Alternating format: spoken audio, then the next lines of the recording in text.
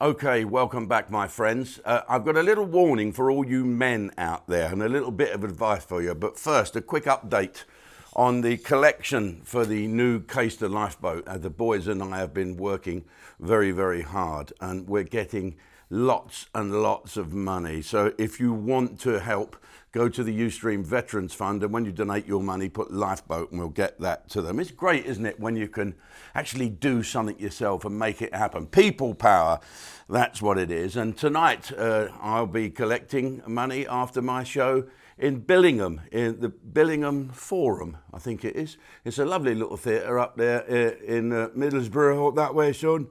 And I'll be leaving here in a minute to get there, which is about a 6-hour trip. Isn't that lovely? But let's talk about all the madness that's going on. Again, you don't need a script. Did you see this picture in the paper? This was an advert for the prison service, for prison officers to go along. It's a very hard job. It wouldn't be one that I would choose to do, having been in a lot of prisons, but they do a fantastic job. Unless, of course, you're a villain and don't like them. But they do a great job, and they're a good bunch of people. Nearly said men then, didn't I? Whoops. Anyway, there's this picture, and someone's complained that it's stereotyping, that the prison officer is white and the prisoner is black. They're moaning about that. Couldn't make it up. Let's talk about another thing that's happened as well. This police report. 2 policemen have been sentenced to 3 months in prison each. What good is 3 months in prison? What good is that? Useless. Absolute waste of time. I've always said it. Anyway, they're going to prison because of text they've sent or WhatsApp messages during a group to a person who was in that group that ended up being charged for murder, another copper or ex-copper. So one copper and one ex-copper, what they're doing, they're telling their filthy, horrible jokes and their nasty comments about this, that, and God knows what to one another. Privately, it says on WhatsApp, no one can see these. And of course, unless you've had your collar felt by someone who will check everyone else that sent you those texts. So these people are being nicked for having private thoughts. I don't care what their thoughts were. Could be horrible, but there is setting a precedent here, isn't it, really, that even if you sit at home and shout at the television and you say that N or that P or that Q or that R or that this, your wife could say, he said this to the television, and you can get yourself arrested. There's also, the same time, a police report coming out. I heard some woman in the House of Commons grilling this poor little wokey sap of a person with lots of scrambled egg on his collar and his hat from the police. The police at the top are absolutely hopeless, aren't they? Ridiculous, the officers up there. Crap. If it was in the army now, we'd all be speaking German and Argentinian and probably French.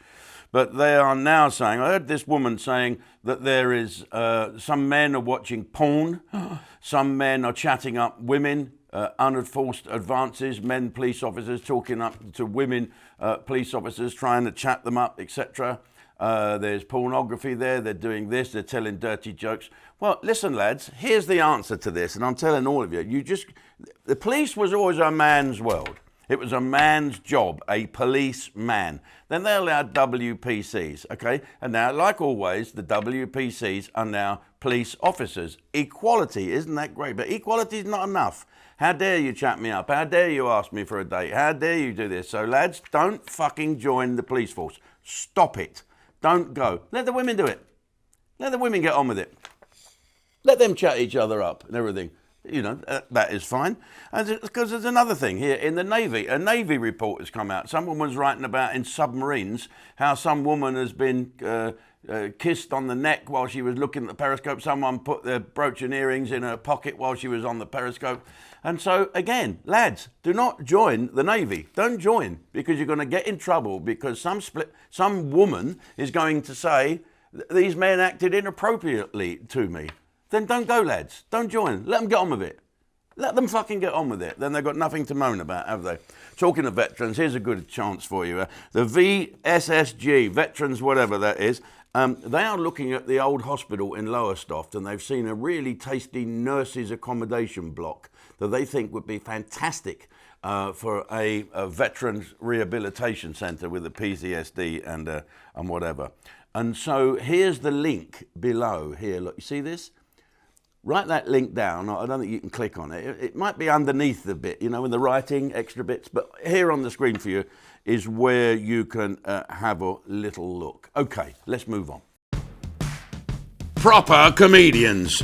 Mick Miller, Jimmy Jones, Roy Walker, Duncan Norville, Mike Osmond, Bobby Davro. Yes, proper comedians, don't you worry about that. On the 23rd and 24th of November at the Gaiety Bar in Southsea. This is going to be recorded for Ustream and it's going to be a hoot. For tickets, go to book.events/Gaiety Bar Southsea.